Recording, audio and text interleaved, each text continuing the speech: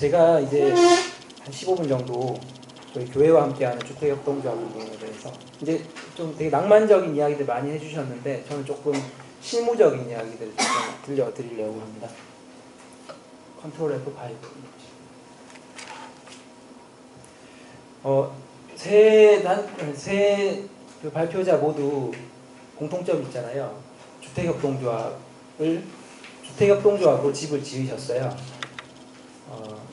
뭉쳐야지 집을 짓습니다. 한국에서는 지금 지난 1월 20일에 통계청에서 발표한 거 보니까 2018년 임금 근로자의 평균 소득이 297만 원이고요. 중위소득 쭉 줄을 세우면 딱 중간에 있는 사람이 220만 원이랍니다. 220만 원으로 지금 사실 부모님 도움 받지 않고 집을 지을 수 있을까요? 1년 모아도 2,400, 2,500, 2,600 정도인데 한 푼도 안 쓰고 이렇게 해도 그 돈으로 언제 집을 짓겠어요? 그러니까 뭉치지 않으면 주택을 살 수가 없습니다. 그리고 잘 살기도 어렵고. 그래서 우리 재광 팀장님이 장명을 해주셨는데 뭉치면 산다, 뭉치면 잘 산다. 이렇게 주택협동조합이 갖고 가는 좀 장점인 것 같아요. 그래서 네.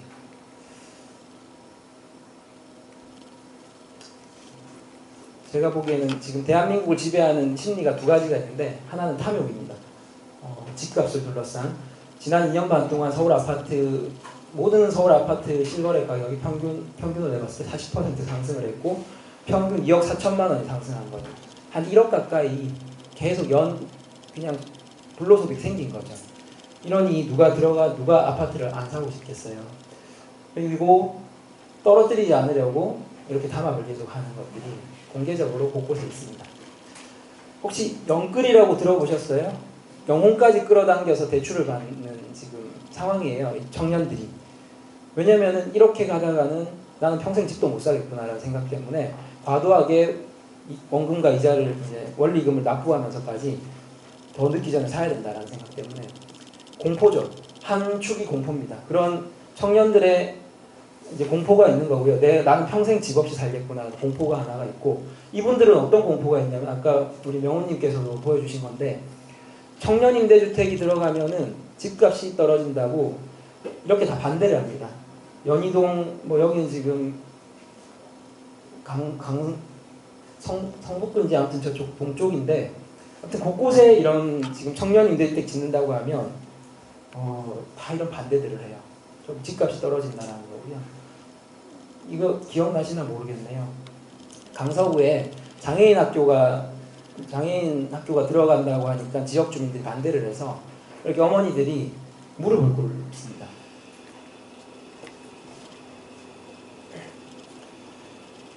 지난 12월에 은평구에서는 그 탈북 대한학교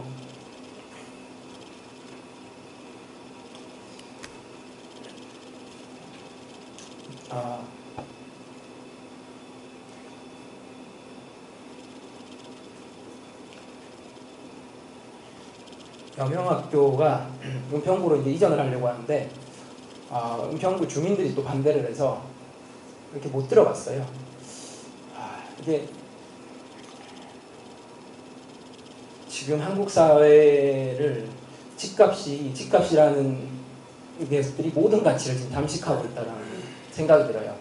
긍휼, 동정심, 공의, 정의, 자비 이런 모든 것이 집값에 다 그냥 포섭이 되고 있습니다. 내 집값을 올려주느냐 내리느냐 이것이 지금 가장 대한민국 화두가 되어 있는. 저는 좀 두려운 마음도 많이 들어요.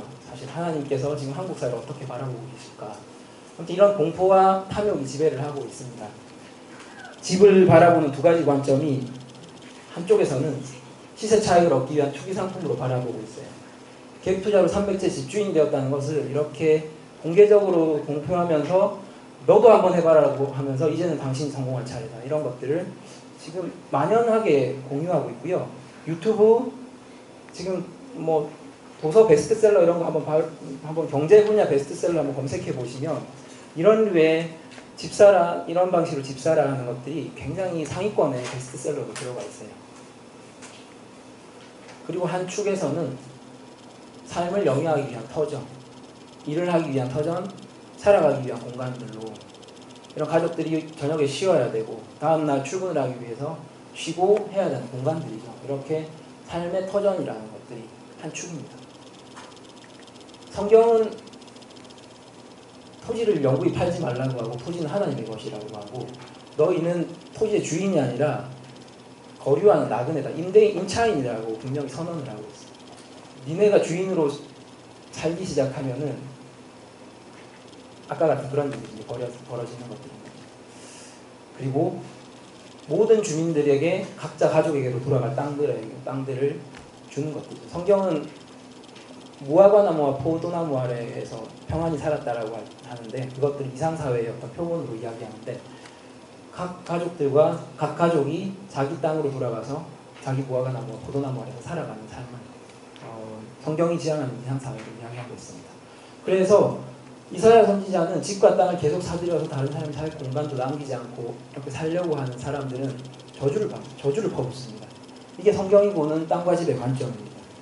근데 오늘 교회에서는 이런 얘기를 참 듣기가 어려운 게 되게 안타까워요. 그 3터와 2터로서 땅과 집을 어떻게 복원할 것이냐. 한 축으로는 사람들이 왜 이렇게 땅을 상품으로 사겠어요.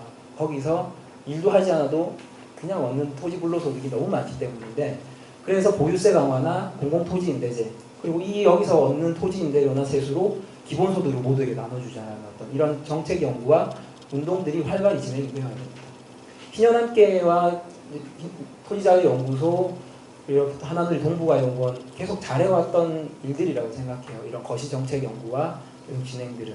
그래서 한국 사회의 한 축으로 지금 자리는 잡고 있습니다. 이런 연구 분야에서 우리 어른들이 이렇게 자리를 잡고 있고요.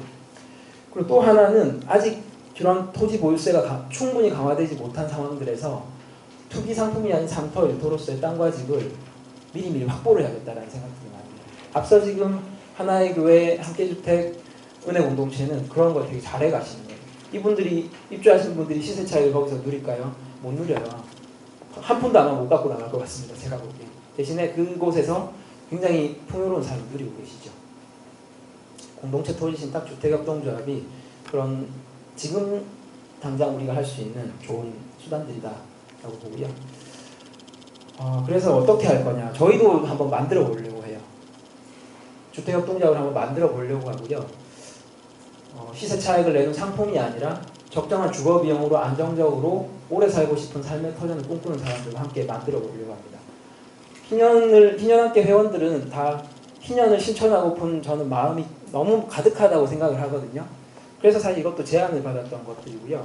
그리고 충분히 수요가 있겠다라는 판단이 들었어요. 주택을 어떻게 확보할 거냐. 지금 저희는 다 돈이 많이 없잖아요. 결국은 정부 정책들을 최대한 활용하는 것들 좀 생각을 해보려고 합니다. 공동체 주택 이거 같은 경우는 아까 이런 함께주택 뭐 하나의 교회 은혜 공동체처럼 이렇게 살아가려고 하는 시도들에서 공동체 주택을 짓겠다라고 하면은 이런 8년 동안 최대 30가구 이하는 최대 1 이렇게 대출금리 이렇게 해줍니다. 32억 원까지. 지금 기준금리가 1.25%거든요. 그러니까 이제 1.75 합치면은 3%로 대출인데 서울시에서 2.0을 이자를 보전을 해줘요. 그럼 1%로 이제 대출을 32억까지 대출을 쓸 수가 있겠죠. 그렇게 하면은 상당히 뭐 8년 뒤에는 상환을 해야 되긴 하지만 어떤 재무 포트폴리오를 잘 짜면은 이런 정책들이 지금 많이 있어요. 근데 잘 안 쓰고 있습니다. 왜냐하면 공동체 주택, 주택협동조합을 하기가 개인으로서는 만만치가 않잖아요. 그리고 지금 오늘 발표해 주셨던 팀들은 충분히 사실 역량이 되지만 사실 이런 것들 고민하고 또 하기에는 한 서너 가구 이렇게 좀 많지 않은 가구끼리는 좀 쉽지 않은 부분이 있어요. 그러면은 여기 희년함께가 만든 어떤 주택협동조합 플랫폼에서 함께 그런 것들을 만들어 갈 수 있으면 좀 더 그 지역에 관심 있는 사람들이 있으면 저희가 함께 그런 서너 가구와 함께 더 많이 붙이면서 이렇게 충분히 한 주택들 이렇게 10가구 정도를 충분히 만들어낼 수 있지 않겠냐라고 좀 보고 있고요. 실제로 뭐 지금 계속 좀 사전에 만나가고 있습니다. 그런데 지금 그렇게 좀 같이 한번 해 나가려고 하는 좀 교회들도 만나고 있고요. 그리고 우리 학기주택에서 좀 쓰고 있는 토지임대부 사회주택 같은 경우도 주변 시세 80% 이하로 이제 공급을 하는 조건으로 정부가 땅을 사줘요. 그리고 40년 동안 임대를 해주고 그 매입 비용의 1%를 토지 임대료로 이제 받는 방식으로 현금 부담이 상당히 이제 건축비만 이제 만들어내면 되니까 상당히 초기 만들어가는 데는 이제 좋은 주택 확보 방안입니다. 그리고 지금 이제 LH 자체에서 어떤 임대주택이나 이런 것들을 좀 하려고 하면 LH는 관리 역량은 사실 조금 어려울 수가 있죠. 왜냐면 이제 엄청나게 많은 주택들을 좀 공급하고 이러기 때문에 관리하기는 쉽지가 않은 부분이 있어요. 그래서 청년임대주택이 LH가 공급하고 있는 청년임대주택 같은 경우는 관리가 잘 안 돼서 힘든 경우가 많고 민원들이 많거든요. 근데 이런 함께주택, 뭐 민달팽이 주택협동조합이나 우리 교회들이나 이런 곳에서는 굉장히 잘하고 계시거든요. 그래서 이런 사회적 경제 주체들에게 계속 이런 임대주택을 관리를 넘기려고 하고 있어요. 이런 맞춤형 매입 임대주택이 LH에서 이제 계속 만들어가고 있는데 민에서 이런 주택을 공동육아라든지 노령자, 고령자들을 위한다든지 뭐 다양하게 컨셉을 잡아서 그런 주택을 지으면은 우리가 공공임대주택에 들어가는 소득 분위기에 맞으면은 그 사람들을 소득 맞는 사람들이 들어온다면은 LH가 매입을 해줍니다. 그리고 다시 시세의 50에서 70%로 빌려주는 거죠. 내가 집이 없더라도 돈이 충분히 없더라도 이런 거는 20년 동안 임대를 쓸 수가 있으니까 상당히 괜찮은 정책들이죠. 이런 것들을 통해서 주택 확보가 가능하겠다 판단이 됐고요. 왜 희년함께가 해야 되냐? 뭐 다른 잘하는 팀도 많이 있습니다. 근데 지금 정부도 이런 사회주택 공급이나 이런 방식들을 좀 많이 늘려가려고 해요. 그래서 매년 2,000호씩 지금 2022년까지 계속 사회주택 공급하려고 하거든요. 사회주택이라는 게 아까 말씀드린 시세의 80% 정도로 저렴하게 공급을 하는데 관리를 잘해야 되는 겁니다. 근데 관리를 이제 정부에서 하기 좀 부담스럽기 때문에 이런 사회적 경제 주체들이 관리를 할 수 있도록 한 그런 주택을 지금 2,000호씩 매년 만들어 가려고 하는데 현재 이런 주택을 공급할 수 있는 역량이 되는 팀들이 2,000호까지 감당이 안 됩니다. 그래서 충분히 더 들어가서 이런 것들을 해도 좋다고 보고요. 저희가 강점이 있다라고 생각하는 거는 희년 실천을 하고 싶어하는 회원들이 많습니다. 그리고 그런 교회들도 있어요. 그러니까 이런 부분에서 전문적으로 고민하지 않기 때문에 그렇게까지 마음은 있지만 뛰어들지 못하는 팀들이 많이 있는데 그 팀들과 같이 저희는 할 수 있겠다라는 기본 주택협동조합의 조합원 풀이 충분해야지 이런 것들이 가능한데 저희는 그런 것들이 좀 장점이겠다 생각이 들고요. 아까 방금 위쪽으로 말씀드렸던 이런 사례들을 저희는 아무래도 업이다 보니까 한국의 부동산 정책을 들여다보는 보는 것들이 업이다 보니까 계속 이런 고민들을 주택 정책들을 보고 계속 활용을 할 수 있는 조금 역량이 되는 것 같습니다. 그리고 방금 우리 발표해 주셨던 좋은 주택협동조합 사실 소위 퍼스트 무버죠. 진짜 아무도 시작하지 않은 그 지점에서 먼저 개척을 해 나가시는 분들인데 개척을 처음에 하면 다 힘들어요. 정부 정책도 충분치가 않고 그렇기 때문에 많이 힘이 드는데 그래도 어찌됐건 되게 강단 있게 뚫고 가시는 거죠. 사실 저희는 뒤를 이렇게 따라가는 거거든요. 그러면은 사실 시행착오를 상당히 줄일 수도 있고 또 이런 팀들이 또 넉넉한 마음으로 그런 노하우들을 다 전수를 해줍니다. 그런 전수를 받고 그리고 그런 네트워크가 있고 또 방금 말씀드렸던 충분히 하고 싶어하는 그런 교회들이 저희가 네트워크가 되어 있기 때문에 저희는 충분히 희년함께도 할 수 있겠다라는 생각들이 들고요. 사실 이 그림은 우리 지난 4년 2016년에 희년은행 출범할 때 우리가 희년은행을 만들면서 이런 희년 생태계를 좀 더 구성해보고 싶다 이런 생각들을 했거든요. 저기 보시면 사회주택, 뭐 지주게임 프로젝트 뭐 이런 것들이 하나하나씩 가시화되고 있어요. 그래서 차근차근 이렇게 해나갈 수 있겠다는 판단이 들고요. 그래서 뭘 할 거냐? 단순히 그냥 저렴하고 싼 집을 살 거냐? 그게 아니라 저희는 운동을 해보고 싶은 거죠. 이번에 뭐 배제와 혐오는 집값을 둘러싸고만 있는 것들은 아니에요. 이번에 진천 아산 보셨죠? 코로나19가 우한에 계셨던 교민들이 들어올 때 한 축에서는 이렇게 반대를 많이 합니다. 뭐 공포 자연스러운 본능이죠. 뭐 이해가 되는데 근데 이게 주가 돼서는 한국 사회가 희망이 없는 거죠. 사실 환대와 나눔이 더욱더 주가 돼야 되지 않을까 싶어요. 이런 사람들이 많다라는 것들을 보여줘야지 긴가민가 하면서 공포로 흘러가려고 하는 분들이 환대와 나눔으로 넘어오게 되는 것들이에요. 주택에서도 이런 문제가 좀 이런 좋은 사례들이 나타나야 되지 않을까라고 생각을 해요. 저희는 이런 운동들을 해보고 싶은 거죠. 우리 지역 신년함께 주택협동조합에 가입하셔서 하시는 분들이 자기 지역에 우리 지역에는 청년 장애인 탈북자 이주민 노동자 못 들어와 이렇게 하는 사람들이 있으면 저희는 반대로 우리는 함께 살고 싶다 이렇게 하는 이야기들을 들려주고 싶거든요. 교회가 사실 해야 되는데 교회가 잘 안 해서 저희가 좀 한번 나서보려고 좀 생각 중입니다. 이런 제부동 성결교회는 좋은 사례예요. 이게 지금 문화유산 서울시에서 건축 보존을 하는데 지금 오래된 서울시에 이제 재개발 지역들이 많잖아요.